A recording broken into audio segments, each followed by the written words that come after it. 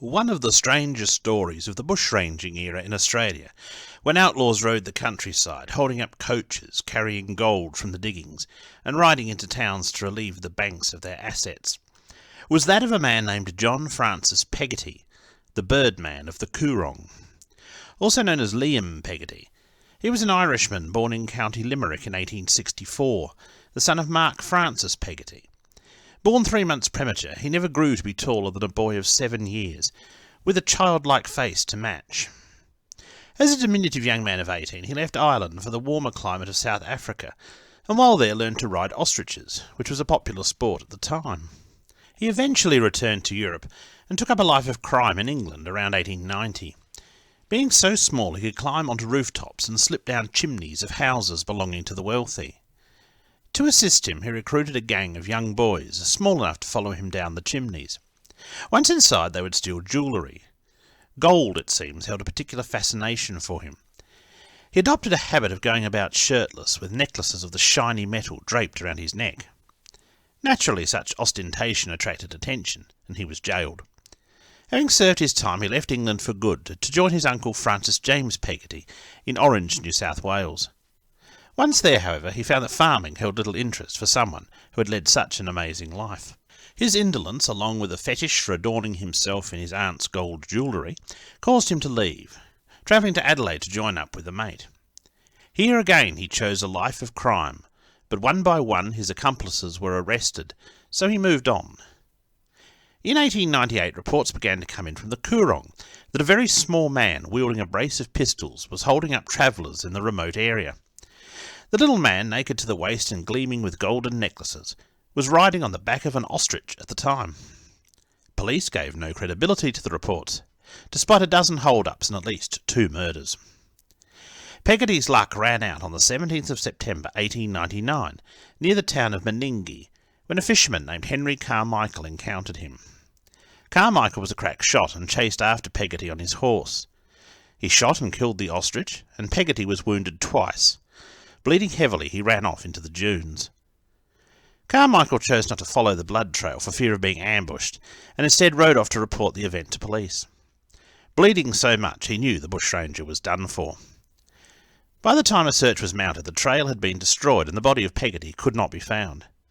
It's still out there in the Coorong somewhere, bones now, wrapped in gold and precious stones, estimated to be worth at least $1 million. It's a truly remarkable story. The newspapers of the time must have fallen over themselves to inform their readers of the antics of this most eccentric of outlaws. Except there's not a single line about a bushranger called Peggotty, let alone riding an ostrich and carrying out this one-man crime spree. The story is a complete fake. It first appeared in the late 1980s in an Australian magazine called People, which specialised in crazy but true stories, amongst which were salted some crazy but completely made-up yarns. The original article is credited to Ellen Hale. No contemporary journal mentions Peggotty or any villain astride an ostrich, or even an emu. There were 2 men named Henry Carmichael in South Australia at the time, but neither was a fisherman in Meningie. In short, it was an amusing story printed to be read and forgotten in a few weeks. Only it wasn't forgotten. From 2006 to 2010, Australia suffered from the Millennium Drought. Meningie is on the banks of Lake Albert at the estuary end of the River Murray. The lack of water meant the lake level receded and adversely impacted the town. The town's Progress Association asked locals for any stories or history that the town could use to increase tourism to their area to supplement the economy.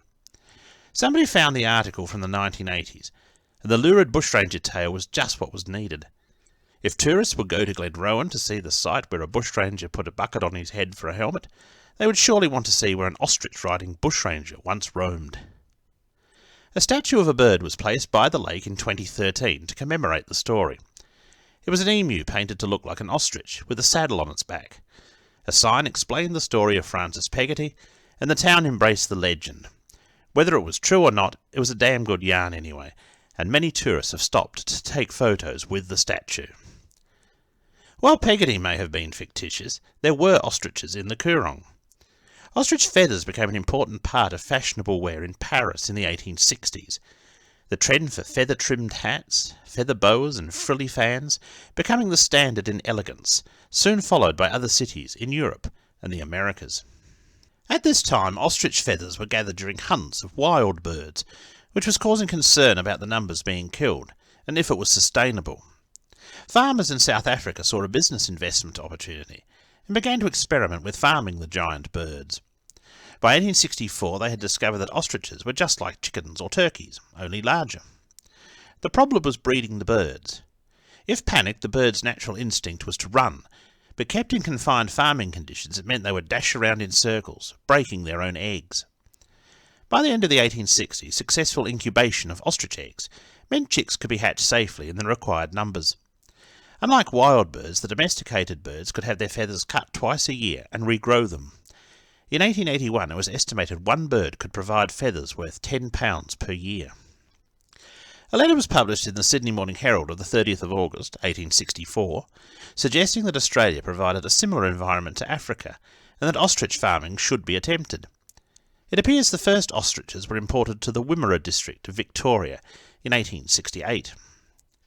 Around 1880 some ostriches were purchased for farming at Meningie, but it was thought too cold and damp for them, and they were soon moved to another property near Gawler.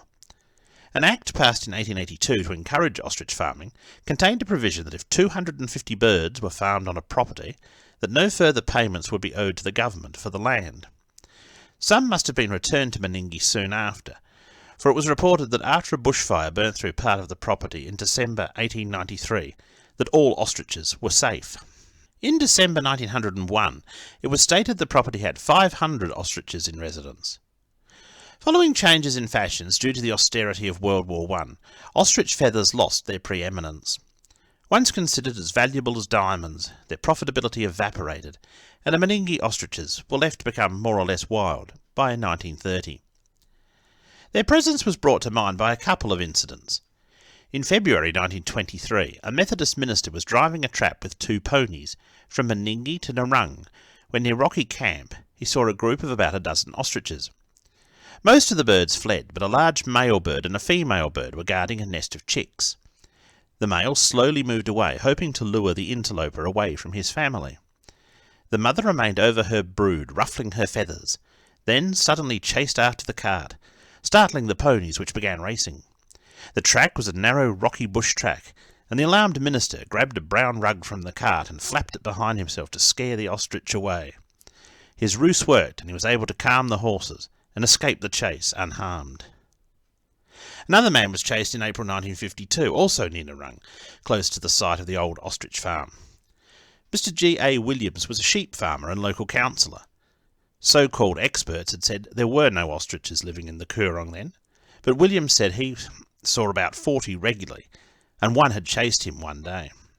He was riding by on his horse and noticed 3 chicks feeding, when suddenly an adult bird let out a shrill cry and burst out of the bush, charging in fury straight at the horseman. Williams said he didn't hang about to see what would happen, but galloped off as fast as he could, with the bird in pursuit for half a mile before it gave up the chase. Photographs were taken of ostriches in the area in the 1960s. It said they were there until recently, but no longer live there now. But then the experts were wrong before.